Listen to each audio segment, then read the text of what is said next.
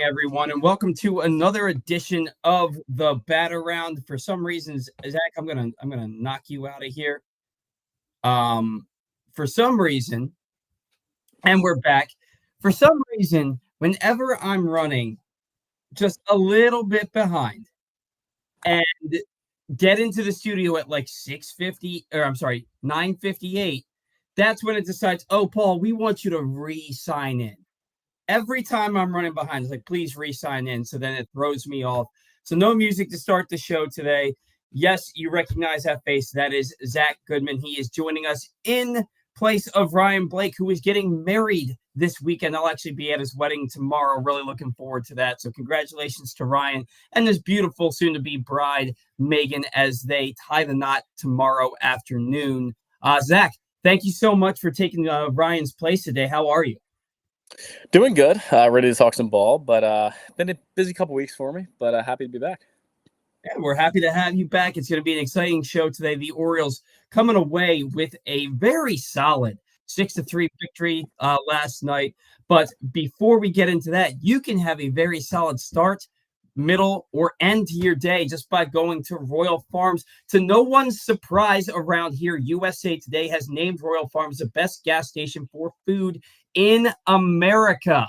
Take advantage of a 12-piece Rofo chicken mix for just $20, all varieties of chicken tender subs for just $7, and breakfast burritos for just $3.99. Plus, if you upgrade your Royal Farms rewards account to include Rofo Pay, you'll save 15 cents per gallon on gas through June 30th. Just a few weeks left of that promotion. So stop by your neighborhood Rofo today and find out why Royal Farms is truly number one.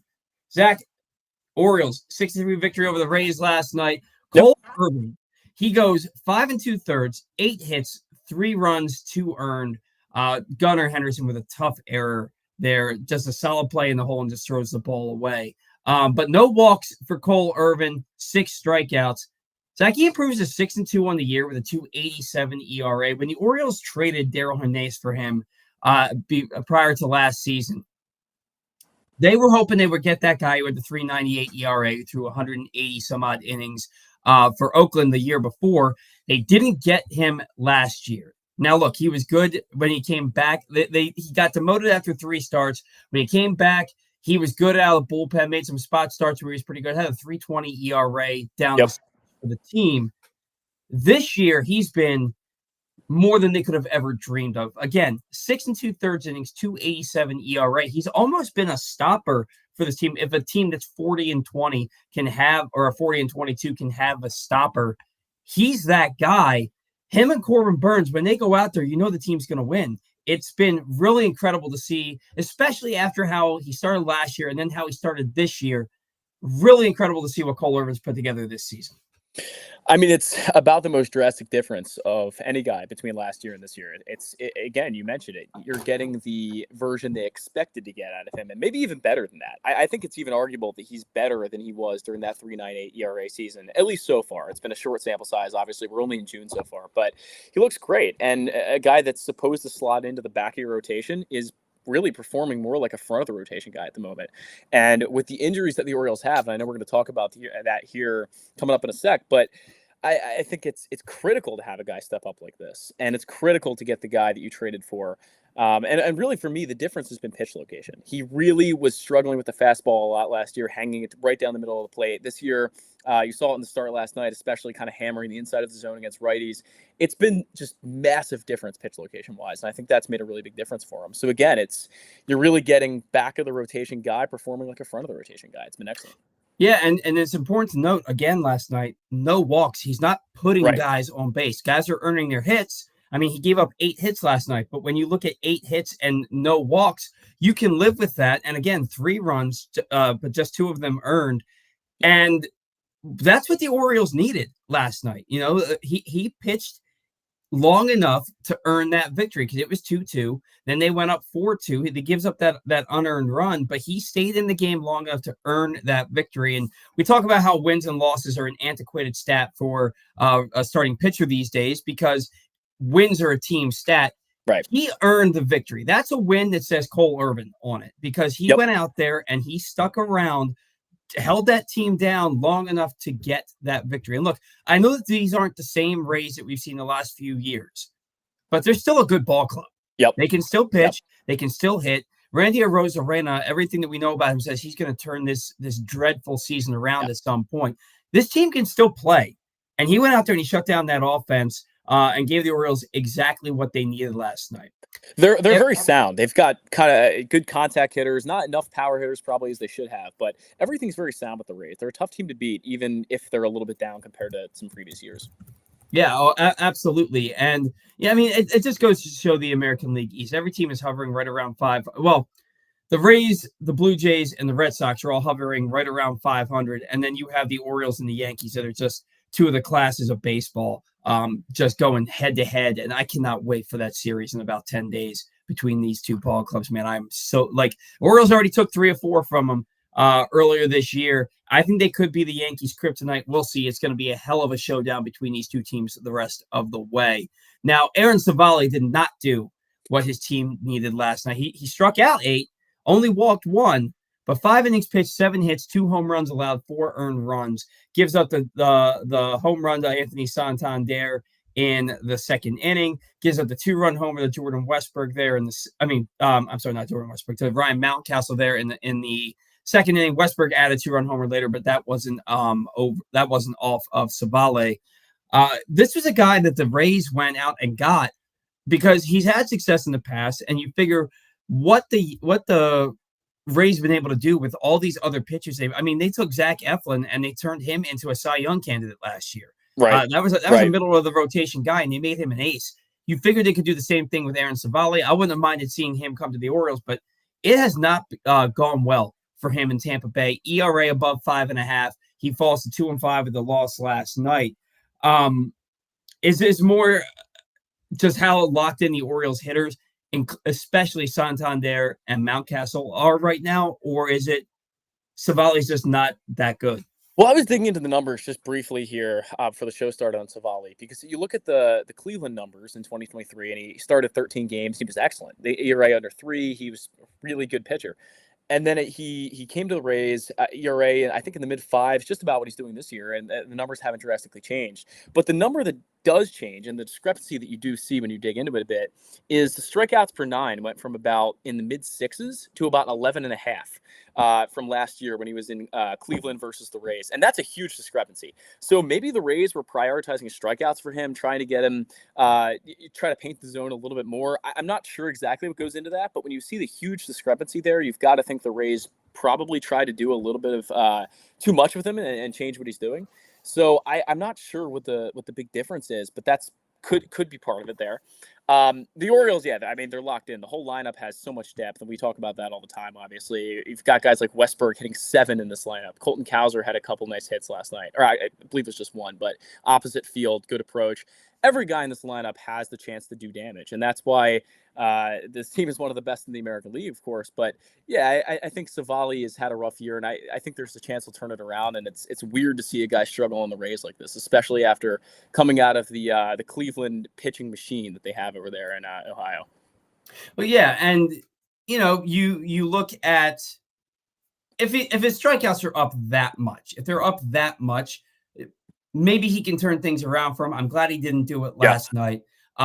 Somebody who really needs to turn things around, Zach, and I know I didn't put it in the notes, but you're well educated to talk about this.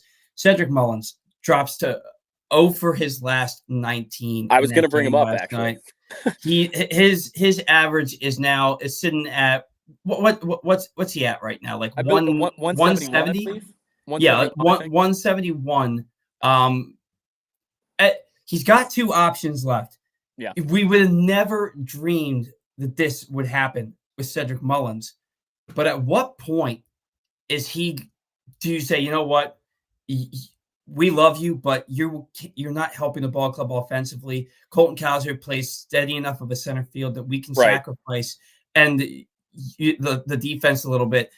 We got to send you down to AAA because you cannot. He's slashing 173, 220, 306, 527 after his 0 for again last night. Yeah. This is not a big league hitter. His He's got a 220 on base percentage. This is a guy that just 3 years ago was your everyday leadoff hitter, was a starting center fielder in the All-Star game, and put together a 30-30 season. Yeah. And he's getting on base at a 220 clip. You cannot put this guy in your lineup anymore. You can't even give him the occasional start. I hope you saw the stat. I'm not sure if you did, but since June 1st, 2023, he is the worst OPS in qualified hitters, which is over 250 at bats. I think it's around 574. I think in that time frame since June 1st, 2023. It's horrendous. He's not a big league hitter at the moment, and it is sad because I think all of us root for Cedric. He's a good guy. He had great years here in Baltimore, but at some point you're going to have to say, look, this is supposed to be a 98, 99, 100 win team. He's really not providing you any value at this point. And you could make the defensive argument that's maybe would have been fair prior to Colton Cowser coming along and playing really good center field. You look at the metrics on Baseball Savant, and Colton Cowser is a very, very good outfielder. And obviously those take into account what he does in left and right field as well. But you look at him as a center fielder, he certainly passes the eye test for me. He plays every bit of a good center field. Maybe he's not Cedric out there. Cedric has unbelievable range, probably some of the best we've ever seen. But look, for a guy who has an OPS below 600, it's very, very, very hard to make an argument that you can field this guy every day. And this is not a short stretch. This is a prolonged stretch, again, since June 1st of last year, and really before that, where he's just been completely unproductive. So I would hate to see him get sent down, but I do think that's the right move for the team at this point. You just have too many other qualified guys. Yeah, you don't want to see a guy like Cedric Mullins get, and you know that he takes it hard when stuff like this happens. You can see it. You saw how demonstrative he was after a strikeout the other day, and he slammed the bat on the ground. When do you ever see that from Cedric Mullins? Yeah, showing emotion he never shows. He's always pretty straight faced, and when he plays, so it's surprising to see that from him. When Mateo comes off the IL, Connor Norby's earned his right to stay up here a little bit longer, at least. Yeah. Mateo, we know what he provides defensively and on the base paths, and he's been having, his offensive season isn't spectacular, but it is for him, and so he provides you a value that Cedric isn't providing you right now, because at least Mateo is getting his hits when he needs them and stealing his bags. Mullins isn't even getting on base. Right. I mean, a 220 on base percentage, you just cannot have that in a big league lineup. And if you're going to make a move, the move has to be Mullins going down to AAA when Mateo comes back, which is, again, I never thought that I would put those words together in that order in the same sentence. It's just, it's heartbreaking for me, but the writing's on the wall. And here's the other thing that we have to talk about here. I guess we don't have to talk about what we're going to. Colton Cowser is, and people came at me yesterday, and yes, his barrel rate is good, his hard rate percentage is good, his K percentage from April to May dropped. Yeah, I understand that, and I understand that he's hitting to a lot of bad luck, but 43 games he's hitting about $180, right? Yep. He has, and his batting average on balls in play is like 235, right? So I understand that the peripherals say he's going to snap out of this and get hot. And I firmly believe that. But when you have Colton Cowser in your lineup, and you also have the 2 home runs aside the other day, a struggling Austin Hayes and a struggling Cedric, what's worse than struggling for Cedric Mullins? No. It becomes that much more magnified that on any given day, and for some reason they've glued Kyle Stowers to the bench again, despite him actually hitting this year. Any given day, 2/3 of your outfield isn't hitting. Right. They're automatic outs. You can justify Colton Cowser in center field every day being the weak link in your lineup if Cedric Mullins is sent down to AAA. Right. Well, at the end of the day, they don't have anybody else that I would feel comfortable with playing center field. So Colton Cowser's got to be out there. And I think you're right. I think he's going to break out of it. I don't know how long it'll be. I don't think this version of Colton Cowser, though, even though it's been bad, as you mentioned, over the last 30, 40 games, I don't think it's horrible enough to be – I'm not upset when he comes to the plate, as I am with Cedric Mullins right now. He's getting out. Cedric Mullins is not doing anything. Again, 0 for his last 19. It's almost getting to be Chris Davis level, where he gets to the plate, you just know nothing's going to happen. But with Colton, I don't feel that. I mean, you saw, again, the great approach last night, took one down the opposite field line. Things are okay for Colton Cowser. And again, he's bringing defensive value. I think that's fine. I'm not really worried about Colton Cowser. I'd put that out there and say that Kyle Stowers should be playing more. Absolutely. I mean, absolutely. Every opportunity he gets, he tries to make the most of it, and I think he does. So I'd definitely like to see Kyle Stowers get some more starts, some more pinch hit opportunities, see him in the lineup a bit more. I wonder if the thing I've been looking at, I guess, is the defensive quality of Kyle Stowers. I think Brandon Hyde might be a little concerned there. Again, Mhm. that's why Cedric Mullins is still in this ball club. But then again, he'll throw Rhino Hearn in right field and be happy with that. So I'm not even sure how much you can attribute that to Kyle Stowers playing the bench. I think he needs to play more for sure. You look at Ryan O'Hearn, and I've bitched as much as anybody about Ryan O'Hearn being put in right field because Horrible. because he's a first baseman. He's a He's the first first. baseman and a DH. But you go to Baseball Savant, he's an above average right fielder. He's only Yeah, played 8 games out there, but his metrics are good I feel in like right field. I feel like that's where analytics can get a little bit deceiving, though. I don't think he passes the eye test for me personally. It's more the route Mhm. he takes to the ball. The route he takes to the ball is horrendous. He's not very good at reading fly balls. And again, when you only play, a handful of games out there, it would be hard to be good at playing right field, a position that you've really never played throughout your life. He's a first baseman. He's built like a first baseman. His speed is that of a first baseman. So that's where he should Mhm. be. To me, Yeah. it's two places. It's either DH or first base. And Ryan Hearn's productive enough as a hitter where it makes sense. And you look at Kyle Stowers, and it's funny because Kyle Stowers catches the baseball. Every time it's hit to him, he Yeah, catches the yeah, baseball. But sometimes it does look like an adventure for him getting there. It yeah. just kind of looks like he's running and looking up in a cyclone, right? Like he's running after the ball and he doesn't know he knows where he has to be, but getting there looks like a zigzag. And then the Right. next thing you know, he's catching the baseball. So like I trust Kyle Stowers out there, but I can understand how the eye test would tell you that his routes are odd to And get that's why I get made the out there. comment. I'm not sure Brandon Hyde is sitting in because of that, but it is a little bit harder to get him into the lineup when you don't maybe fully trust him out there. And I think, look, I think he's fine. As you say, he's going to catch the balls. He's going to make the routine plays. He's not going to make the star plays, though. He's not going to do what Colton Cowser or Cedric Mullins can do. That's not the type of player he is. He's more of that. He's similar to Heston Kjerstad in the outfield, if you look at it. And Just bigger. I can't remember if it was Keith Law or Kylie McDaniel. It may have been Kylie McDaniel that was on the show with us a couple of years ago because I know Keith Law said that he thought that Colton Cowser would be a solid fourth outfielder as a big league. Mm, But Kylie McDaniel was, I believe, the one who said, or was Glazer? One of the two, one of those three said that Kyle Stowers, Kyle or Kylie?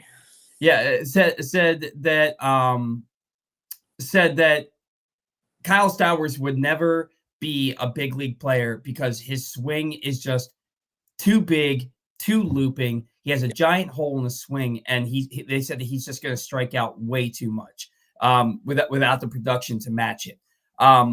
Which is maybe what I mean. I have to imagine that's what Elias and Mydell Sure. and Rosebaum and Hyde are all looking at is, yeah, this guy's put up big numbers in the minor leagues. Yeah, this guy has mashed against left-handed pitching, but this is a big leagues. It's a completely different level. Like you can't take AAA stats and quantify that to being a productive big league player because you and I have talked about this in the past, and everybody agrees the gap from AAA to the majors is arguably the biggest gap in all professional sports. 100%. And Yeah. and so Kyle Stowers, he's probably sitting because they don't trust that as an everyday player that he's going to be productive. I'd like to see him get the opportunity because, you look at a guy like, what was his name? Hunter Pence Mm, back in the day. People could look at his swing and say, this guy's never going to be a productive big league player. And he was a multiple time All-Star. right. Not saying that that's Kyle Stowers, but you can look at his swing and say, yeah, it's long, it's looping. There's going to be a big hole in that swing. But everything he's done at every level in his entire life has proven that he can hit. So I'd like to see him get more play. You saw him get passed up for a number of opportunities, though, throughout last year, Mm-hmm. throughout this year, where they needed a guy and he wasn't the guy to come up. And I understand that because there's better players. All right, theoretically, there's better players. If you look at the prospect rankings, if you look at what the scouts say about these guys, Heston Kjerstad is supposed to be a better player, theoretically, than Kyle Stowers is. So he Mm-hmm. got passed up for opportunities, and that's completely understandable. I think it's a bit tough now, again, for Hyde to continue to sit him when he does make the most of his opportunities. There's a time where you come to say, okay, even though this guy wasn't a first round draft pick like Colton Cowser or Heston Kjerstad or anybody else, he's still being productive at the plate when he's getting his opportunities. So yeah, a few more starts would definitely be opportunistic for the Orioles in the coming days.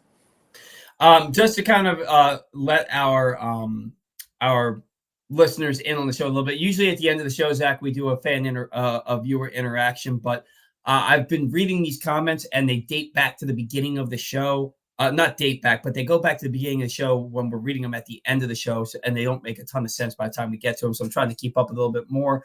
Sure. So Randall Fracase, he came in. He said, "Irvin has been incredible so far this season. I'm so glad for him. I think we all are. Just the way that he's been pitching so far this year. Again, he's been almost a stopper of sorts for the Orioles and shown up in big situations for him." Randall also says, "Sorry, Mullins is not cutting the mustard. It's really bad. Holiday didn't get half the time Mullins has." And then he goes on to say, "Why Holiday didn't try center field with this speed is beyond me." Well, a couple of things here. Holiday didn't get half the time as Mullins because Mullins is a proven big league player. Mullins has been an all-star. He's been a 30-30 guy. He's the only 30-30 guy in Orioles history. He's proven to be a productive big league hitter. What's happening right now is just like you said, Zach. It's a perfect comp, Chris Davis-esque. What's happened to him, and why they didn't try Holiday in center field. There were rumors that they were going to in AAA to see if they could get him up here at that way, because right now Mateo was playing too well at second base. And Westburg is playing too well at third base. You're not moving Gunnar off shortstop. So maybe they were thinking, let's get Holiday in center field if we want to have his bat in the lineup. But so far, I don't think he's played center field at all down in AAA. But I know that they were toying around with the idea. It's worth noting they had also toyed around with that. Norby.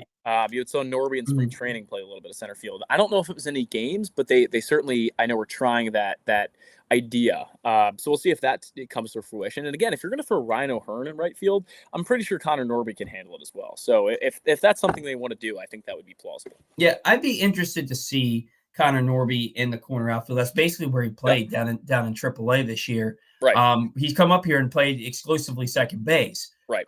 Which doesn't make sense because he's barely played second base at AAA this season. He's been a corner outfielder for them with Holiday there. So don't play second base all season, and then we'll call you up and we're going to put you at second base. What I'll say about Mateo too, while we're on the topic, is that over half of his hits have been extra base hits so far. A lot of doubles, a triple, a couple home runs in there mixed in as well. So this is the best version of Mateo we've seen in quite some time. Even though it's still not great, that OBP is still in the 290s. That's not excellent. That's just that's okay. But for him, that's better than what we've seen in a lot of the previous seasons. So yeah, usually it's like 260. So yeah, and at some point you've just got to say, okay, we're going to ride the hot hand and throw out what has happened over the past few years. Right now, Mateo's the hotter hand than Cedric Mullins. Unfortunately, Mateo is a guy that we wish could play a little bit better in the outfield and have a little bit more versatility. Every time I see him in the outfield, I wish he wasn't out there. So that's just my personal.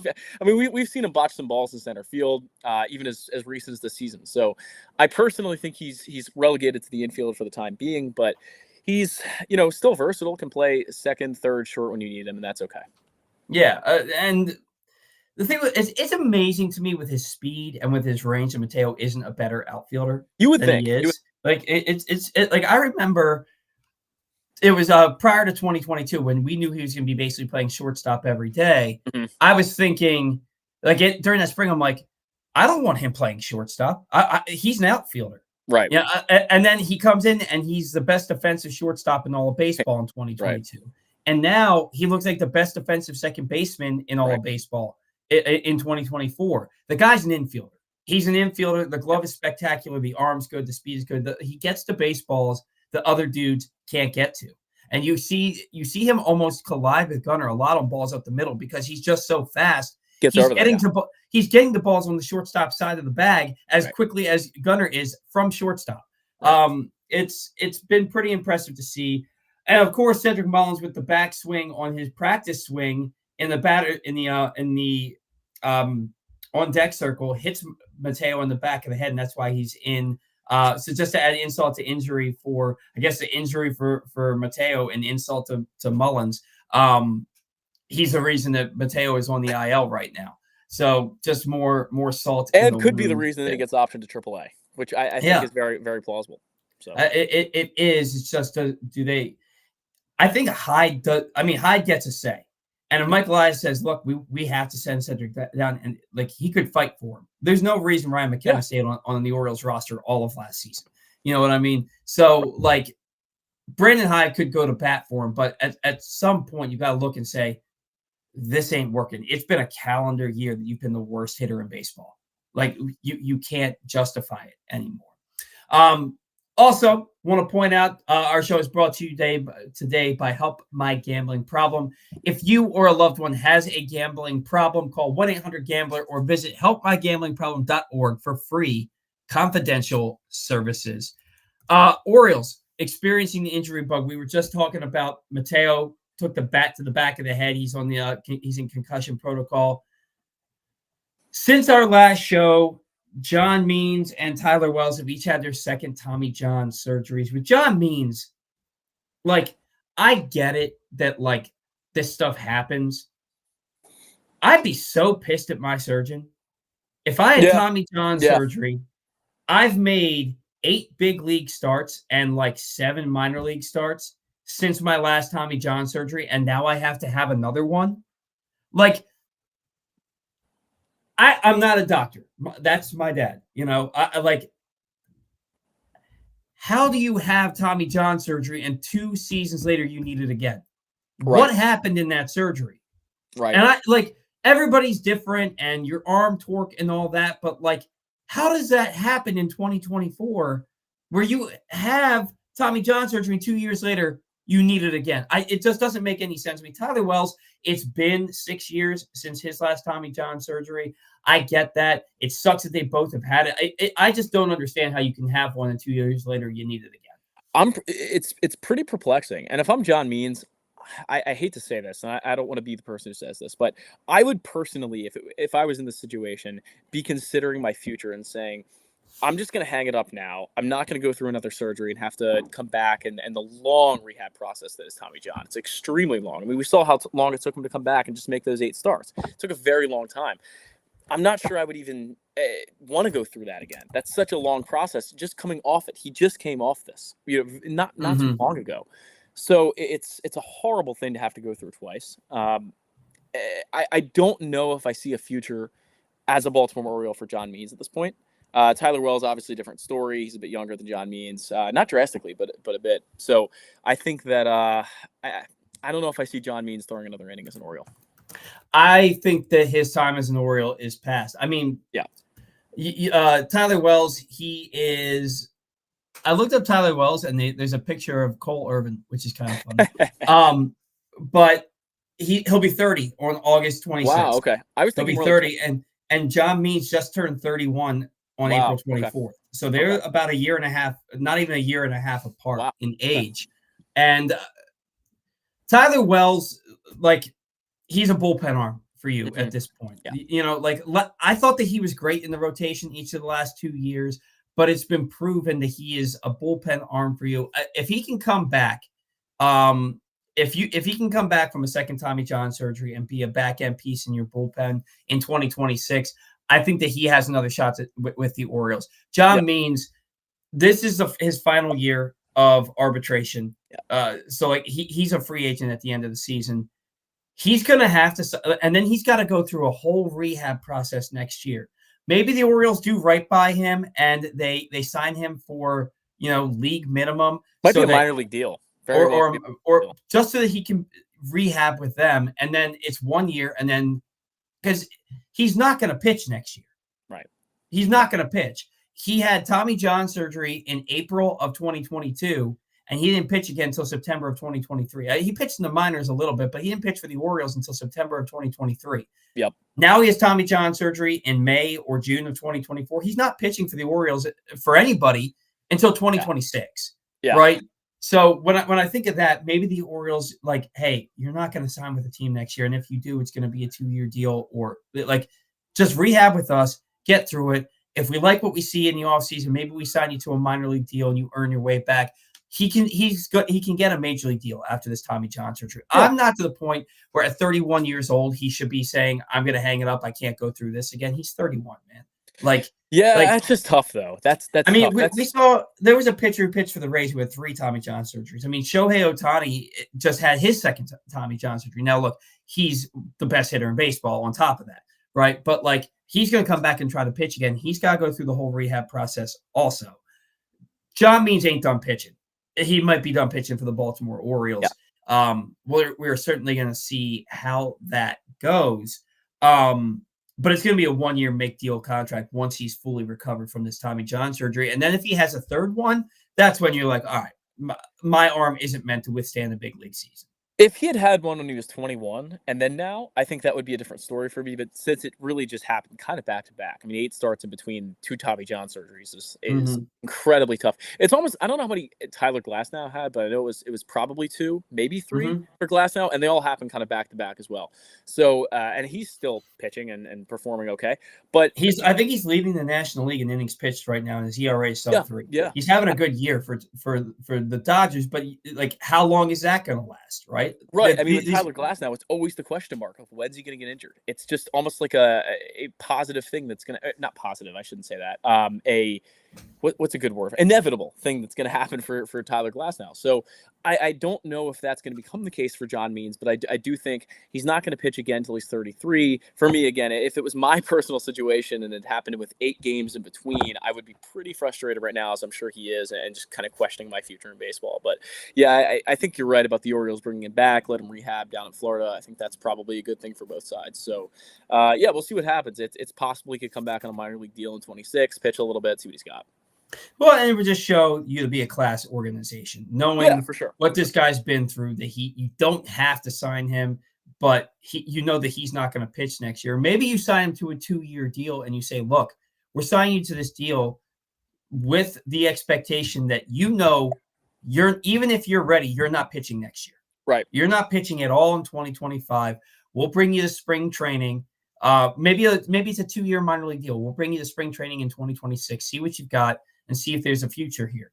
But it's so early in the process right now. Apparently, these surgeries have been successful as far as they did them and the arm didn't fall off, I guess. But the first one, to me, not successful if he had to have another one 2 years later. Certainly doesn't seem like it. Yeah. No. And there are people more highly educated and more qualified than me to tell you, why something like this would happen. But as, somebody who doesn't know what the hell they're talking about, but just passing the eye test, the same surgery twice in 2 years. What happened with the first one that he needed to have a second one? Well, I'm struggling to remember who it was. It might have been Tyler Glasnow, actually, who was having a conversation just a few years ago about why so many guys are having Tommy John and the causes behind this. I think there needs to be more research done behind that on just what's causing all of this. It seems like there's been this recent influx, and I say recent meaning the last, 10 years, 15 years of Tommy John surgeries. And of course, this wasn't really a thing before, 1970 something, 60. You might know this date better than I, but this is a somewhat more recent surgery. Like, they weren't getting Tommy John surgery in 1926. Let me just put it that way.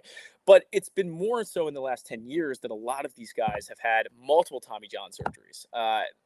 That's a concerning thing. So maybe there should be some research done behind why this is happening to so many guys. A lot of people say it's youth baseball, the teaching of the curveball when guys are like 7 years old, which could certainly be the case. That really could be. You're blowing out your arm at such a young age. By the time you get to high school, your arm's already cooked. Dylan Bundy throwing 18 innings in a doublehetter in high school, and like 280 pitches in the same day. Yeah, it's like 280 pitches.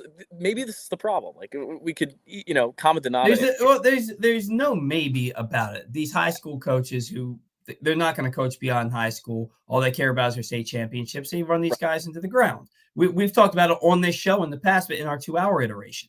I think that's a huge problem. But I also think it's this emphasis on you've got to throw hard as shit. Yep. You've got. I mean, we saw at 36 years old, that piece of crap who used to pitch for the Yankees and the Cubs, Aroldis Chapman. I can never remember his name because he's such a piece of garbage. It's not worth remembering. But that's a piece of garbage, yeah. Yeah. He threw 104 miles an hour the other day. 104 miles an hour. You're seeing Paul Skeens. And here's the other thing that I noticed about Paul Skeens. I think it was 27 pitches over 100 miles an hour in his last start. All of them were balls. Yeah. All of them were balls. Like you've got this emphasis on, oh, you've got to throw 100, you've got to throw 100. Dylan Atkinson was on the show 2 weeks ago with me, and he was like, remember back in 2014 when Zach Britton's sinker was rated the best pitch in baseball because it was a 98-mile-an-hour sinker that fell off the table. Everybody throws a 98-mile-an-hour sinker now. Right. Like everyone. Now it's like if your sinker's not 101 and with 12 inches of vertical drop, then we can't use you. Yeah. It's that's what's really going on here is the fact that these guys are putting so much torque on their arm. Hey, let me throw a 102-mile-an-hour fastball followed by an 80-mile-an-hour curveball or an 83-mile-an-hour changeup. The torque on the arm and the elbow, the overhand throwing motion is not natural. The underhand throwing motion is natural. Like I did that and I felt it in my shoulder just from all the years that I've played baseball, and I've never thrown as much as these guys have. It's a legitimate thing, not to mention you play 162 games in 180 days. I played 6 games in 4 days in a baseball tournament in Florida, and I had to have a physical therapist work on me before and after every single game just so it didn't feel like my arms and my legs were going to fall off. And these guys do this every day for 6 months. There were days in high school where I couldn't feel my arm. Like I had thrown just so much that I couldn't feel it, and I'd still go out there and throw. And it was just a complete overuse. And these guys again are doing it for far more months than I was doing that. So I can, but also for far more money. Well, absolutely true. I mean, I remember JJ Hardy used to say that he had trouble getting out of bed every morning because his body hurt that much from the pressure and the stress that playing baseball every day puts on you. And he played every day. JJ Hardy rarely got days off. And he said when he retired, his body just kind of reverted to normal, but you're never really going to be perfectly normal after that. All of that stress you put on your body by playing professional baseball, it's really tough. It's so funny. It's all professional sports. And I remember George Kittle was in an interview, and they were asking him what his week looks like during a football season. He's like, all right, you play your game on Sunday or Monday or Thursday, whenever it is.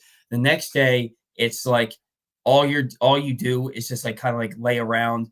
You might get an ice bath. You show up just to get stretched out and all that. He's like, then you do all this stuff like Monday through Thursday just for your body to start to feel okay by Friday, just to put it through the rigors of another football game on Sunday. Like for football players, getting through the season is like incredibly difficult, right? Incredibly difficult. And they're getting hit. Like it's a head-on collision every single, like a car crash every time that there's a hit. Baseball players, not the same contact and all that, but these guys are going out every day for 180 days because they're taking ground balls, they're hitting, they're throwing on their off days. These guys are going out there and they're putting their body through stuff. Playing baseball is like people think, oh, it's a lazy sport, it's an easy sport. It is. It absolutely is not. Your body, you play a doubleheader, your legs feel like cement at the end of that day. They feel like absolute cement. So what these guys put their bodies through, I can't imagine how they don't have surgery every year. How do you not have surgery every year with what you put your body through? I mean, these guys are monsters for the most part. I remember a story from Rob Gronkowski after it was one of the Super Bowl years. He said he couldn't feel any part in his body during the Super Bowl. He had like blood coming out of like every part of his body at the end of the game. But these guys are tough. They're superhuman athletes for the most part. Except like, there are guys in baseball that there's obviously the exception, but we're a little bit bigger or something like that. But most of these guys are incredible athletes, and their bodies are able to withstand that kind of pressure and that kind of stress because of how athletic they are. But it's a really tough game. So for someone like John Means, again, if it was me personally, I'd say I don't know how much more stress I want to put my body through. That's just a lifelong thing he's going to have to live with. And the funny thing is, you look at the average professional athlete. Like I remember when I was a kid, I'd see these big league players, and I would be like, "Oh my god, that guy's enormous!" Right. The average big league player is probably the biggest guy that all of his friends know. Right. Like Gunnar Henderson. Like Gunnar Henderson, he looks like this lean, athletic guy. He is 6'4", like 220 pounds. Yeah. He is enormous. That he's a monster. Like all these guys, to get to the professional level, you've got to have crazy agility, crazy hand-eye coordination, and most of these guys are freaking enormous. They're superhuman. Like you look at Cal Ripken. Do you think Cal Ripken looks like a big guy? Now, Well, no, but I mean, like when Cal was playing, he had to move all. They wanted to move him off a Right. shortstop because he was 6'4". Cal Right. Ripken is 6'4". These guys are enormous. They're the Right. biggest dudes that most people know, Yep. and there's 720 of them in the big leagues right now. It's Right. absolutely insane. This conversation's gone off on a tangent. I want to remind you that if you've missed anything from Glenn Clark Radio this week, including conversations with NFL Network's Brian Baldinger, Orioles legend Rick Dempsey, infield prospect Anthony Servideo, and more, you can find it all in the Glenn Clark Radio Week in Review feature today at PressBoxOnline.com. Two things about that read. One, it will never make sense to me that Anthony Servideo's name is Anthony Servideo and not Anthony Servideo. It is like Well, I could not bring myself to say Servideo for the longest time because I think it's where his family originated. I'm pretty sure it's Servideo. Two, I don't know. ran into a guy before my settlement the other day at the grocery store. My settlement wasn't at the grocery store. I was at the grocery store getting a card for my client. And there was a guy standing there, and I asked him if I could move his cart to get to the congrats cards. He's like, oh, yeah. And he looked at me. I had to do a double take. This dude was a dead ringer for Rick Dempsey. He was Maybe it was. dead. It wasn't. I asked him. I said, anybody ever tell you look like Rick Dempsey? He says, my entire life. And he's like, I'm not. I was like, I didn't think you were, but I used to work with Rick, and I had to do a double take when I saw you because like dead ringer, he could be a stunt double. He's like, I could tell you some stories though, just from looking like Rick Dempsey. Rick Dempsey and I share a birthday, by the way, Nice. but like he was born in 48 and I was born in 84, but same birthday. Any who's a what's it's. Kate Povich makes his major league debut the other day. He's got great stuff. And I was actually talking with Chris Resetar on Twitter about this, or X, and he was telling me he's probably going to always have more walks than your average starting pitcher because his stuff moves so much that it'll just move out of strikes, and he can get away with that in the minor leagues. Big leagues, he'll probably have more walks because of it. In that start, in his big league debut, he pitched into the sixth. He was charged with all 6 runs, but 2 scored after he left the game when Dylan Tate hung a 1-2 sweeper that got laced for a 2-run single. He only allowed 2 hard hit balls, both to Vladdy, both 103 miles an hour off the bat, one a single, one a 3-run homer after a 2-out walk. And he was victimized by back-to-back 2-out bloop hits that, like, I get that there's a Bermuda Triangle on a baseball field that like some pop-ups bloop in there. To have it happen on back-to-back plays and to have it happen when both of them were Santander's balls and the infielder was just way too far out there. Now, look, somebody was like, what's the infielder doing out there? You got to let the outfielder get that. Baseball 101. That's their job. You go after the ball until the outfielder calls you off. Right. If Santander called him off and he kept going, that's one thing. I don't think Santander called him off.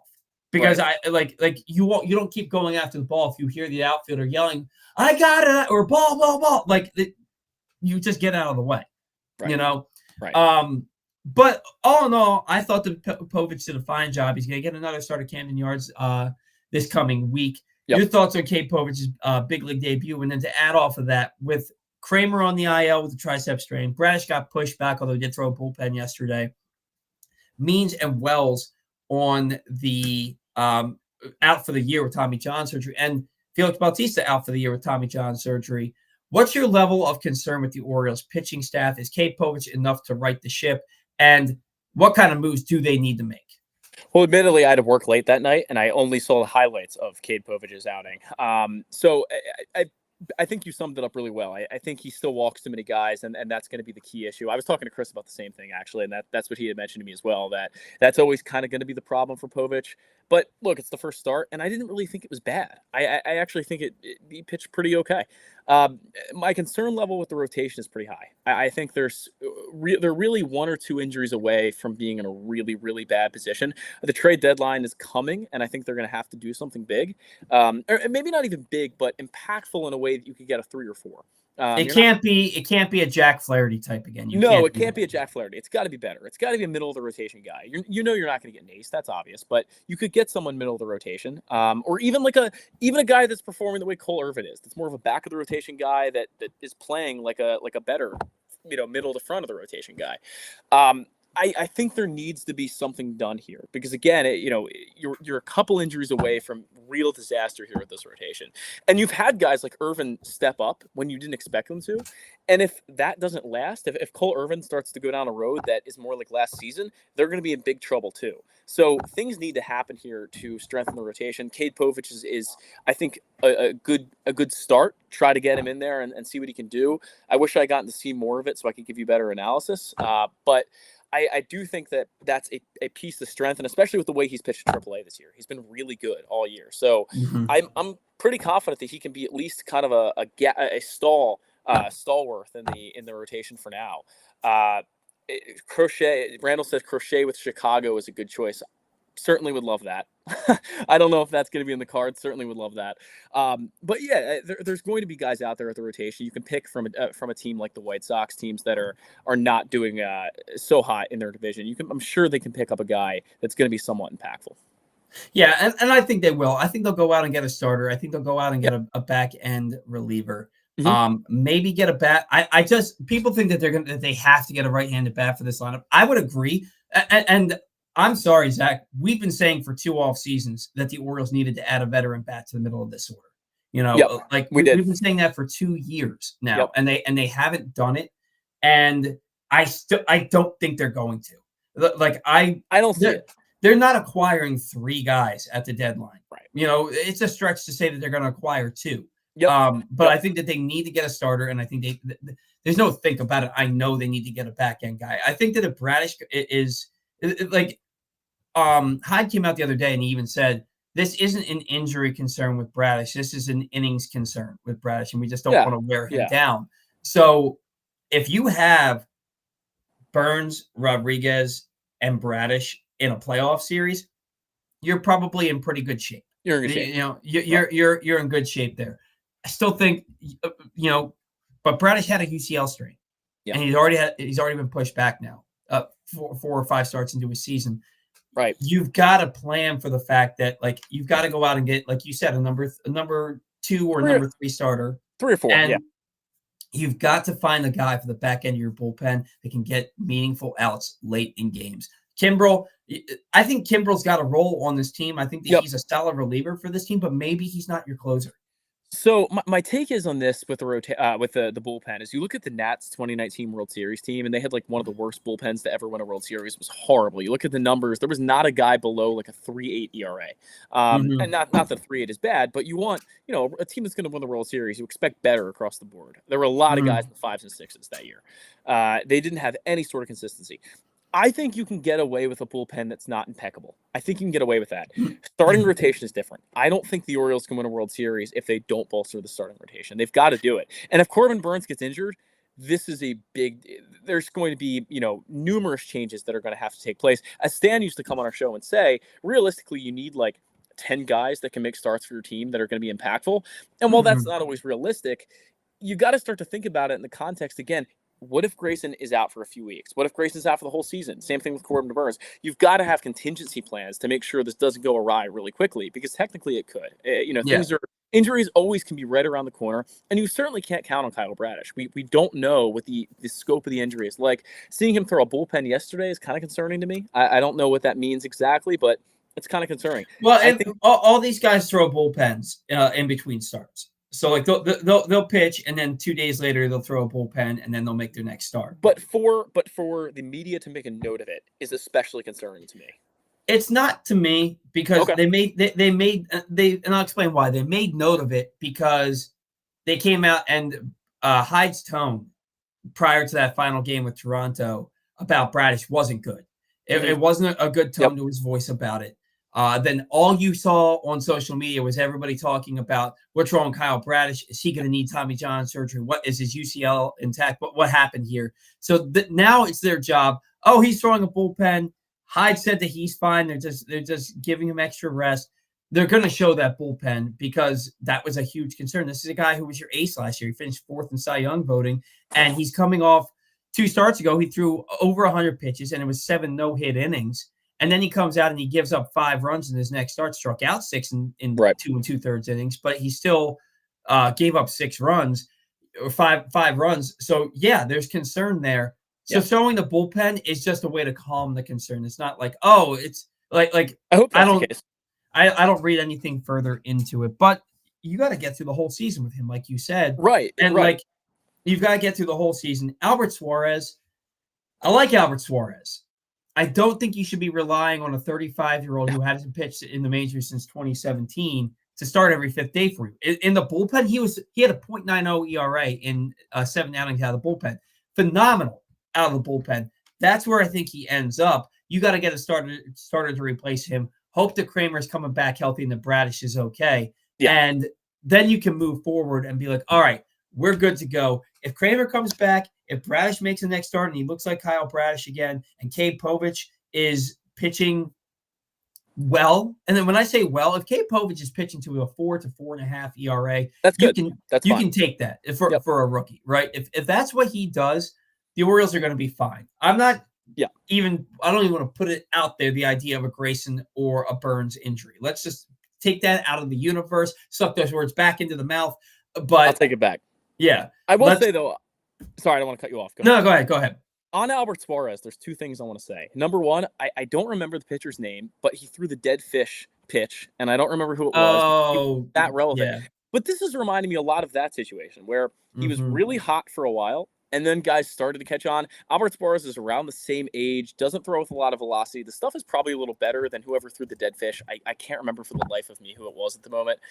And then number two, Albert Suarez's issue, even if he continues to pitch well, is that he's not going to give you enough innings. He's got to be able to go 6 or 7 like Corbin Burns does almost every time out, because for a team that is low on pitching at the moment, and teams are always going to be low on pitching. That's just generally what happens, even to good teams. You get low on pitching midseason. The dog days of summer wear down on these guys, but he needs to be able to throw 6 or 7 innings. I don't think Albert Suarez has that in him. I don't think he does either. And Cesar Valdez is the pitcher. That's it. Cesar Valdez, yeah. I just typed in Orioles dead fish, and he was the first thing that popped up. Cesar Valdez. And God, Hyde trusted him like exponentially. And it was like, dude, you've got to stop going to this guy. Yeah. Anyway, that brings me to, all right, so I've talked about this on shows past. I get blasted a lot for negativity. I don't think what I say about the team. One, when a moment calls for being positive, I will put out positivity. I cheer this team first and foremost, right? Yep. But I also don't wear orange blinders. I don't drink the orange Kool-Aid. Like my job isn't to sit there and just say, "Oh, they won 101 games last year." Jim Palmer said it best. Well, that was last year. Those wins don't transfer over to this year, you know? And I'm not going to sit here and say, oh, they're on 100 and some odd win pace this year. Everything's hunky-dory. Do the Orioles need another starting pitcher, Zach? Yes, undoubtedly. All right. Do they likely need 2 relievers? At least one. At least one. Is 2/3 of their outfield posting terrible slash lines in any given game? Yes, absolutely. So by me... Cat's being a butthole because she wants attention. By me stating these things, how is that negative? I think it's a realistic approach. It's not negative to sit there and say the Orioles need help. They need help. They need help in their bullpen. They need help in their outfield. They need help in their starting rotation. That is a realistic approach. Are the Orioles a good baseball team? Yes. Very. Are they on a 100+ win pace? Yes. What the hell did that get them last year? Right. They won 101 games. They got 5 days off from the end of the regular season to the first postseason game, and then they got their asses handed to them in the playoffs. They got outplayed, outclassed, outmanaged by the Texas Rangers, who went on to win the World Series. I don't hang my hat on the fact that the Orioles got swept by the future World Series champion. No. If you told me the Orioles went to 5 games with the World Series champion as a young team that wasn't supposed to be there, okay, I'm cool with that. Right. They got outdone in every facet by the Texas Rangers. Yeah. And it was just, I don't want to feel that way again.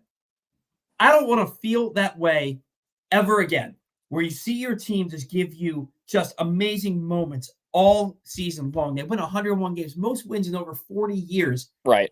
just to fall flat on their face when they get to the playoffs. In my mind, like, you'll never hear me say, with the team as it currently stands, this team sucks. This team's terrible. This team is bad. Somebody could edit that and just put that on there as me just saying that. You'll never hear me say that about this team because it's not true. They don't suck. They're not terrible. They're not bad. They're one of the 3 best teams in Major League Baseball right now. Yep. But that's not good enough for me. My dad, and I love my dad. God love my dad. I get some of my pessimism from him. God love my dad. My dad sitting there watching the Orioles game when the Orioles are up, when they win the game against Tampa Bay last Friday, 3-1. And Suarez has 40 pitches in the second inning. My dad's like, he's going to be out of the game in the 3rd inning. Jorge Mateo comes to play. My dad doesn't even know who he is. He goes, he's going to get out. This guy's going to strike out. That's negativity. Me saying the Orioles are good, but they need help is completely realistic. Completely realistic. You look at my irritation in 2022, and we talked about this a lot.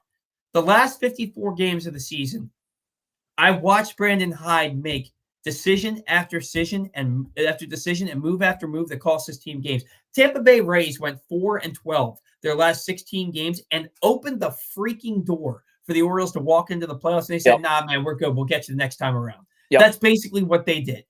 My irritation last year is getting to the playoffs and then falling flat on your face. I'm not going to sit here and sing Kumbaya. I'm not going to sit here and sing Kumbaya and say everything's great. The team is really good.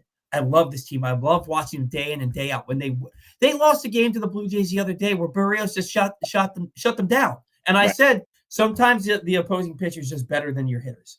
You give credit where credit's due. I get irritated when the team loses winnable games. And I'm going on a tangent, so you please interject now. All I have to say, and I was going to say this even before you started, the Orioles need to learn from their mistakes, and they made a huge one last year in not making a better move than Jack Flaherty at the deadline. They're going to be in a very similar position. This time it might be behind the Yankees and in second place in the AL East. You need to make a good move, at least one good move, possibly 2. Look how much money the Texas Rangers went out and spent. They spent a lot of money to get good, and they got really good. Now this year, they're not quite as good as they were last year by any means. They're doing exactly what they did last year. They were like almost in this exact same point at this time last year. They were under 500. They're doing exactly what they did last year. That's fair. I didn't remember that they were that bad last year at the beginning of the year. Because I guess this is more towards the beginning, middle part of the year. But I look at the Orioles and I say, you've got to learn from your mistakes. You've got to make a better move than Jack Flaherty. That was just, in the time we thought that was going to be okay, that the Orioles pitching lab that's been so good now for so many years of turning mediocre pitchers into really good pitchers, it didn't work for Jack Flaherty. You've got to get a guy who's an established pitcher, at least one. You've got to make moves. I'm not sure the lineup. I'm not sure it's time right now to make a lineup move. I think you've got options. If Heston Kjerstad comes up and plays, if Kyle Stowers plays more off the bench, I think you've got options there to get better. I think the rotation, they have much, much fewer options. They've got to make moves that are going to be impactful. It's critical. Or they're not. The same thing's going to happen as last year if they fail to make moves and learn from their mistakes. The crazy thing is the rotation this year is better than it was last year. Oh, undoubtedly. But, and it's not that we think that the rotation needs help because they're so bad. The rotation needs help because they're thin. They are hurt. They cannot afford Kyle Bradish to go out. They cannot. I mean, they've lost 3 starters, 2 of them for the year. As I said earlier in the show, the lineup actually has impeccable depth. They have and Jorge Mateo is going to come back and give you even more depth. Again, Heston Kjerstad's a call away. There is depth there. There is not too many guys at the AAA level right now, pitching-wise, that are call away that are going to make a big difference. I'm not sure if Chase McDermott is going to make an appearance at any point soon. It seems like that could be the case. Maybe that's one guy, but outside of that, there's not a lot there that I'm looking at and saying that's an exciting, prospect and move for the Orioles in the coming days. It's just not going to happen. So you've got to make the critical moves when you can. They will. I believe that they will. I think so. I also saw somebody saying it's my cousin's husband. I won't say his name on here. But my cousin's husband is very active on Twitter, and he's a big sports guy, but the Orioles are his first love, and he is like downtrodden like nightly about the team. Okay. And he said they're not going to get through June with this as the team currently stands. And I was like, it doesn't seem like it because like of the gauntlet that they're going through, but they had a gauntlet last July, and I think they went like 17-9 in that gauntlet. I'm not really worried about that, to be honest with you. I'm not worried about it at all because so far they're playing well in June, and they do this every year. Not every year, but they did this all year last year, and they've done it again this year. Where you say, "Oh man, they're coming up on this tough stretch," and the next thing you know, they've played 660 ball during that tough stretch. I'm not concerned about that at all. Good teams win big games, and they have to. They're gonna have to do it now. So and they play so well against teams above 500. They are so good against teams above 500. And what this all comes down to, and I'll end the rant here. You've got to ask yourself: are you content just getting to the playoffs? Or do you want to make some noise when you get there? Right. I'm not content. I was content getting there last year. It sucked watching the Orioles get swept out of the playoffs, but I wasn't sitting there like, oh God, how am I going to get out of bed tomorrow? Right. This year, getting to the playoffs, not enough. You get to the playoffs and you do what you did last year, people got to get fired. Yeah. Yeah. You can't have that. You just can't have it. We got to move on. Want to remind you, today's show is brought to you by the Press Box Print Edition. Only a few more days left to pick up this print issue of Press Box. We're on the cover. Luke Jackson profiles Orioles pitcher Grayson Rodriguez, talking to many of the people that have been part of his path to potentially becoming a homegrown ace. Plus, reflections on the life and legacy of legendary Maryland basketball coach Lefty Driesell, and more. The new print issue is available now at your neighborhood Royal Farms and any of the hundreds of locations around town where you find Press Box. Plus, you can read the entire print edition or any past print editions at PressBoxOnline.com. I would have loved to see you try and pronounce Lefty Driesell's last name. That would have been fun. Too bad I don't do the reason anymore. You would have called him Drysell. That's what you would have called him.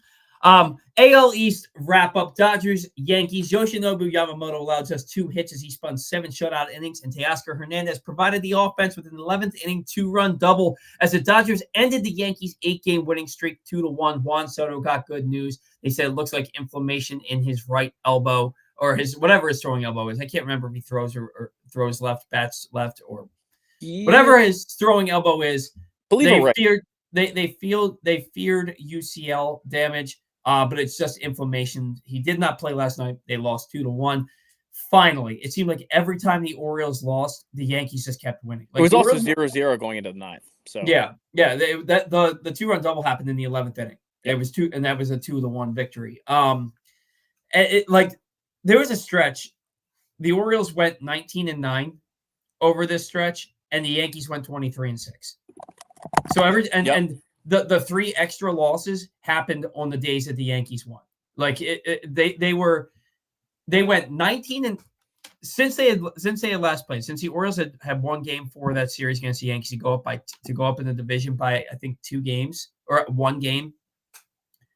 They had gone 19-9. Yankees had gone 23-6, and the Orioles were now 2 games back in the division. Now they're 3.5 after they were 4.5 back going into last night. Right. Because the Yankees just don't lose. It's stupid. Anyway, Luis Robert, Gavin Sheets, and Andrew Vaughn all homered, and Garrett Crochet struck out 10 over 6 innings as the White Sox shut down the Red Sox 7-2. And finally, Hogan Harris tossed 6 shutout innings, and Zack Goodman's favorite, J.J. Bleday, walked off the Blue Jays with a solo shot in the bottom of the 9th as the A's took care of Toronto 2-1. Yeah, noted J.J. Bleday. I just talked about him all the time. So you loved J.J. Bleday. I didn't love in the draft that he came out in. You talked about him. You liked him. I remember the fact that the Orioles had definitely Brad. I'm not going to pronounce his last name right. He's no longer with the Orioles, but the former scouting director for the Orioles, Brad Steelek. Am I saying that correctly? Steelek or something like that. Yeah, I know what you're talking about. Yeah, he was said the Orioles were very, very, very close to taking J.J. Bleday. So it looks like they dodged a bullet. Well, he had a walk-off home run against the Blue Jays. He did, but the numbers last my check were not very good. Yeah, he's Well, not having a great start to his career. As for today's game, Grayson Rodriguez will take the mound for the Orioles this afternoon with first pitch. I'm assuming they haven't announced it yet, but it would make sense that he's pitching today if they want to keep Corbin Burns on turn. They would both have 5 days rest, so I'm saying Grayson Rodriguez is pitching today. Yep. He's 6-2 with a 3.28 ERA after dominating the Blue Jays for 6 2/3 innings in his last start. In 3 career starts versus Tampa Bay, Rodriguez is 2-0 with a 1.86 ERA, allowing 4 runs in 19 1/3 innings pitched with 17 strikeouts and just 4 walks. His last outing versus the Rays, Rodriguez turned in the best start of his young career, spending 8 brilliant innings of shutout ball on September 16th, walking none and striking out 7, while scattering 5 hits in the game that the Orioles absolutely needed. They had lost the first game of that series. The division race was really, really tight, and Grayson went out there and just they lost the first game of the series. This was a Saturday game. He dominated them. 8 shutout innings. The Orioles got the win. And then the next day, remember the next day was when Adam Frazier had the 2-out game-tying double, and Cedric Mullins had the walk-off sac fly to clinch the postseason for the Orioles. That happened the next day. Like, that start by Grayson Rodriguez was phenomenal. Orioles looking for more of the same today. The Rays will counter with right-handed pitcher Taj Bradley. Bradley is 1-3 with a 5.81 ERA and 125 WHIP. In his last start, Bradley took the loss against the Orioles, allowing 9 runs on 9 hits, including 4 home runs, while walking 3 and striking out 3. They never had the lineup posted because the Orioles only play at 4 o'clock on Saturday, Zach, and they don't have them posted during the show. We always guess what their lineup's going to look like. Well, the last time Taj Bradley pitched, it was against the Orioles, and I think their lineup is going to be exactly the same. I have Henderson batting first at shortstop, Rutschman catching, batting second, O'Hearn playing right field, batting third, Mountcastle playing first base, batting fourth, Anthony Santander DHing, batting fifth, Colton Cowser batting sixth in center field, Jordan Westberg batting seventh and playing third base, Kyle Stowers batting eighth and playing left field, and instead of Jorge Mateo, because he's hurt, Connor Norby batting ninth and playing second base. I like it. Do you think that that's pretty accurate? I mean, that's the exact lineup, except just swap Norby for Mateo. It's got to be the same lineup. Yeah, I can't imagine. I mean, anything different would not really be, beneficial for the Orioles. That makes sense. And that was a game that Mountcastle hit 2 home runs against the Rays. Yep. So you know that he's going to be in there. O'Hearn's bat has really heated up. God, that home run O'Hearn hit the other day was a moonshot. You know, he's blocked me on social media. He blocked me on X. He must have just searched his name one day earlier this year when I was talking about how Norby's better than O'Hearn, and that O'Hearn's career has been bookended by solid seasons with like terrible seasons in between. Look, he's proven me wrong, and like I don't care that he blocked me because like I really like Ryan O'Hearn. I think Ryan O'Hearn is a tremendous player. You know, he's still 31 years old, and I stand by the fact I think Connor Norby, when it's all said and done, will have the better big league career. Yeah, almost. For sure. I think that's pretty a good prediction, but O'Hearn is certainly providing value while he's here, so can't complain. Yeah, no, he's done everything the Orioles have asked of him. He's batting in the middle of this order day in and day out. He's a really good player. Really good player. What's on tap for the Orioles? After today's game, the Orioles have a rare wraparound series with Tampa Bay, meaning the 4-game series concludes on Monday. You hardly ever see that. After which the team returns to Baltimore for a 3-game series with Atlanta, followed by a 3-game series with the Phillies. What do you think the Orioles need to do in those 6 games? Do you think a split is can they afford to go 2-4? Is 3-3 okay with you? For you, 2-4 is possible. Not great. You're losing both series if that happens. It's not great. I think a split is both realistic and probable. Yeah. And who knows? Maybe they go 4-2. Who knows? The Phillies have the best record in baseball, I believe. And the Braves are good, but they're not the same Braves team that they were last year. A lot of injuries with that team right now. I think the Braves are definitely beatable. The Phillies are going to be a really tough test. Tough test. But both series are in Baltimore. Saturday and Sunday's games next weekend are both sold out, which is awesome. And look, the Braves were better last year than they are this year, and the Orioles were like this close to sweeping them. Literally, it was a Kevin Pillar 8th inning home run and an extra innings wild pitch by Felix Bautista that cost the Orioles. The Orioles lost the series, and they could have very easily swept. So Corbin Burns should be getting the ball tomorrow for the Orioles, looking to build off his back-to-back seventh-inning performances. And then TBD for the series finale with Tampa Bay. All of these games are TBD for the Orioles. But if, like I said, they want to keep Burns on turn, it likely means Grayson goes today and Burns goes tomorrow. Rays will counter with Zach Littell on Sunday and Ryan Pepio on Monday.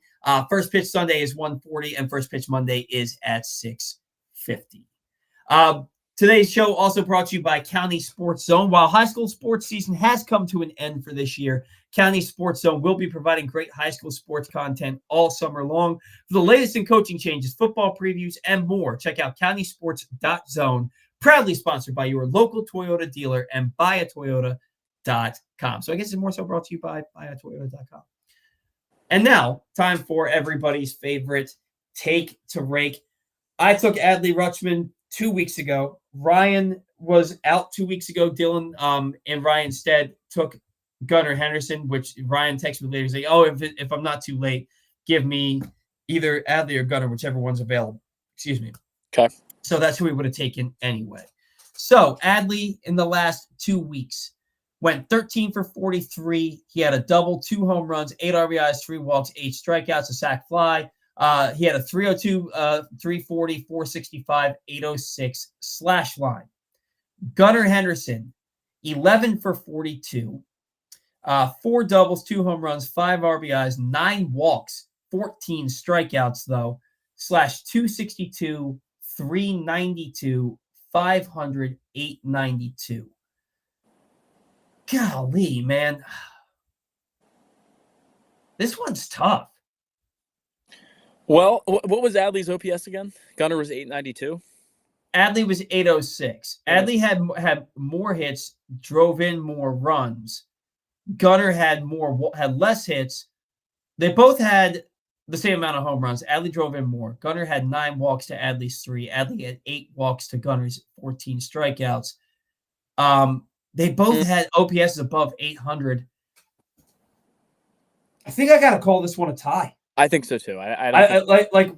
We really try. We try not to have ties, but this is back-to-back ties. Well, if it included walks, then I would say Gunnar wins. But if it doesn't, if it's just raking, I think it's a tie. I mean, Gunnar had 51 plate appearances and had 2 less hits. Adley drove in more runs. He had a higher batting average. They both slugged over. I mean, they both OPS over 800.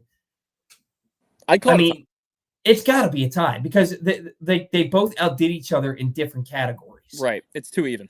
Yeah. I think we're going to call this one a tie. But because you're back on the show, and after last week's tie, I got to pick first because I won the previous week. And technically, my guy did have a better – the reason we had a tie 2 weeks ago is because I took Colton Cowser and he took I think it was Ryan O'Hearn. And they both hit like 200. But my guy, like Cowser hit like 208 and O'Hearn hit like 196, whoever it was that he took. So I picked first, even though it was a tie because my guy still had the better numbers. What we're going to do here, they both had pretty similar weeks, 2-week stretches. I'm going to let you pick first because you're back on the show as a co-host for the first time. So go ahead. Easy one. I knew who I was going to pick all day. It's going to be Jordan Westburg. Jordan Westburg might be my favorite player on the team. He actually is mine as well. I think he's. I love Jordan Westburg. He's not the best player on the team. I think he might be the most complete player on the team. Mm-hmm. He might be the best third baseman in the American League. I don't think he's gonna make the All-Star team, but he 100% should be starting at third base in the All-Star game. I'd love it. He is top 3 in most. No, I'm sorry, that's Ryan Mount. Ryan Mountcastle should be starting at first base too. Had a good year. Ryan Mountcastle's top 3 in every offensive category for AL first baseman, and Jordan Westburg's top 5 in every offensive category, and he's playing like Gold Glove defense over there. Westburg and Mountcastle should be all-stars this year. Maybe not starting, but they should be all-stars, but they won't be. So Zach takes Westburg. I got to do it. I got to ride the hot hand. I'm taking Tony Taters. Okay. Yeah, it's a good pick. Paul takes Tony. All right. Not a lot of viewer interaction. usually there's a lot more comments going on here, but we couldn't really get to all of them last week. So, and all the comments are just from Randall today. Randall said, I liked Holiday at second base. Norby or Stour should be in right field. Santander should be DH more than right field. I don't disagree with that. And Holiday has really turned a corner down in AAA recently. I would not be surprised if we don't see Holiday again this year at the big league level. I don't think you will. It wouldn't surprise me if you did, and it wouldn't surprise me if you didn't. I think that the Orioles feel like they're pretty set at second base and third base right now. I just don't think you're going to see him. I don't see it either. Yeah. Randall also said, what happens when Mayo is healthy again? He was more than ready. Mayo doesn't have a position. Right. Because Jordan, you can't look, a lot of trades, we've learned that a lot of trades last year during the offseason and at the trade deadline fell through because the Orioles were not willing to part with Jordan Westburg. Right. And all Jordan Westburg's going out there and do is play to an all-star level at third base. Third base is his. Third base is Jordan Westburg's. Mayo, that experiment needs to end. Either put him in a corner outfield spot and utilize that 70-grade arm, or put him at first base or DH him. He is a big league hitter, and he's going to hit in the heart of this order for a long time. Unless they trade him for somebody ridiculous, he's going to hit in the heart of this order for a long time. But it ain't going to be playing third base. I'm going to tell you that right now. That experiment needs to end. With you. Randall says, O's have to replace Means. I mean, yeah, he's had 2 Tommy John surgeries. He's not going to pitch for you. Literally, you have to replace him. Somebody's got to take his spot in the rotation. Actually, that was Cole Irvin that took his spot, because when Means and Bradish came back, Irvin went to the bullpen for a little bit. They planned on putting him back in the rotation, but once Means went down, it lined up that Irvin took that start because they both pitched like multiple innings on the same day. So, yeah, Irvin's replaced him, and I think that the Orioles think that replacement is Cade Povich potentially. Lefty with really good stuff. He's really young. But they're also I think they're going to trade for a start at the deadline. We talked about this at length earlier in the show. I think that, and you were watching really, I think they're going to make that trade at the deadline. Thoughts, Zach? I couldn't agree more with what you said. I think you're spot on. I think replacing Means is through Cade Povich for now, and then we'll just see what happens, in a couple months. Randall also says it, guys. If you're watching, we're like still here for just a couple minutes longer. If you want to throw in some chats, Randall's the only one commenting. Usually we get a handful of people commenting. It's a lot of Randall, a lot of AJ, a lot of Don. But if you guys want to chime in and get some thoughts in real quick, we're happy to read them on the air.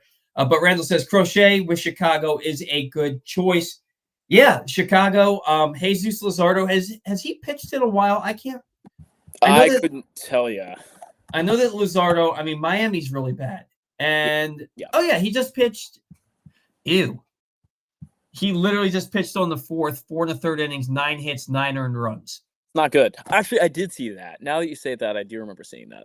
Yeah. But his previous his previous 4 starts, he had given up 5 runs in 25 2/3 innings. Right. So, he's pitched really well. I mean, it was the Rays. The Rays just absolutely torched him. Sometimes that happens. What are you typing up over there? I can hear you pounding. I'm Googling. I'm Googling I'm Googling stats. He's got cement fingertips. I gotta mute myself when I'm doing this, I guess. No, my keyboard's just loud apparently. I don't know. They could go get Luzardo. They could go get Crochet. There's a number of guys out there for a number of really bad teams. I don't see Crochet. I'm looking at the numbers. He's just too good, and I don't see Chicago willing to. I think they view him as part of their next good team. Well, and that's the thing that Randall tends to do is he throws out these guys that the Orioles could have, and just because they pitch for a bad team. And we love you, Randall. We appreciate your interaction on the show and the fact that you tune in every week. But some of these guys are unrealistic. Garrett Crochet, they have a lot of big plans for Garrett Crochet. Yeah, I mean, that guy, he made his big league debut the as a pitcher the same year that he was drafted. The same year, right? As a reliever back then, but yeah. Yeah, but you just don't really see that, right? So, we thought it was ridiculous or amazing that the Orioles, the first year that Dylan Bundy pitched in professional baseball, he made his big league debut out of the bullpen at the end of that year, and we thought that was like amazing. This guy pitched the same year that he was drafted in the big Unreal. league, Yeah. which like Ben McDonald did that in '89. Like it's like two people that you can name. He's probably a big part of their future. Same thing with Gilbert out in Seattle. Who's the guy in Cleveland? The starter in Cleveland. Are you talking about Bybee? No, not Tanner Bybee. It's is it Williams? Yeah, again, he would fall into the same argument as Crochet. Yeah, like, there would be very. These are the guys that Randall says. Oh, the Orioles will get these guys. Well, no.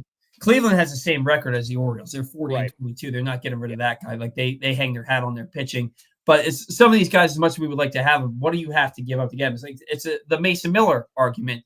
Yeah, Mason Miller would be awesome, but one, he's had UCL issues in the past, and two, you're going to have to give up some of your best prospects for a relief pitcher who might get hurt. Not worth moving. Look, for Garrett Crochet, they would ask Jackson Holiday. I mean, Garrett Crochet is that good. He really is that good. So some people have been saying that they would package Jackson Holiday to get like Luis Robert and a Garrett Crochet, or Luis Robert and a back end. Like I'm not trading. You'd have to give me an extended Juan Soto. Yeah, and Luis Heel for me to want to trade Jackson Holiday. I wouldn't take Luis Robert personally. Luis Robert doesn't interest me enough for that. If he can stay on the field, yeah, but he's never healthy. He's played above 98 games once in his career. It's like Byron Buxton. Like he's a great talent. A lot of power, a lot of speed. Not ever on the field. Yeah, never. Luis Robert, he homered last night. He's being dangled out there by the White Sox. Not that he's being completely thrown out there, hanging from a rope, chained up as chum for the Sharks to come in and try and eat. Yeah. Like that's what's happening with Luis Robert right now, and somebody's going to give up a lot for him. I certainly hope it's not the Orioles, because I just don't trust guys that can't stay healthy. I mean, we're looking at they need arms with John Means in the rotation. They need arms, not bats. Simple as that. Yeah. Although Randall goes on to say, and I agree with him, I said last season O's need an upgraded center field, got screamed at for. People scream at people a lot for having an opinion that they don't like. But that's Colton Cowser. Yeah, Colton Cowser's a replacement in center field. Maybe you think, and Colton Cowser can pick him up and put him down. He's not fast, but he's not slow, and he can track a fly ball. Last year, you wouldn't hear me say that. I thought he took weird routes to baseballs last year. He's been better this year for sure. But it's also the idea of playing in a big league stadium. Like I think that you don't play in the minor leagues and stadiums to have 3 tiers. Right. And when that happens at the big league level, a lot of people struggle because they're trying to figure out, like, it's hard to get the depth on no doubt. It's all different. Yeah. So I think Colton Cowser is a center fielder every day right now. And I think Cedric Mullins' days are numbered. I really do. So I think he's when Mateo comes back, I think Mullins is being an option to AAA. And I think that they're also going to trade him at some point. I think that's possible. There's value. Some team's going to need an outfielder, and they're going to. If he starts to play really well at AAA, I think the Orioles are going to trade him. I think that Cedric's days are numbered, not just for this season, but as an Oriole, they're numbered, which sucks because I love Cedric. But it'd be hard to see him go, but I think that's reality. Yeah, absolutely. Zach, before we sign off, anything you want to throw out there today? I've got nothing else. I really wanted to talk about Cedric today, and I think we kind of exhausted that to a point. So no, but I appreciate you having me back on. It's always good to be back, and I'm going to see AJ today, disappointingly, but so at least be back. And talk Orioles baseball is always fun. Yeah, we're absolutely glad to have you back. We've been trying to get you to help out.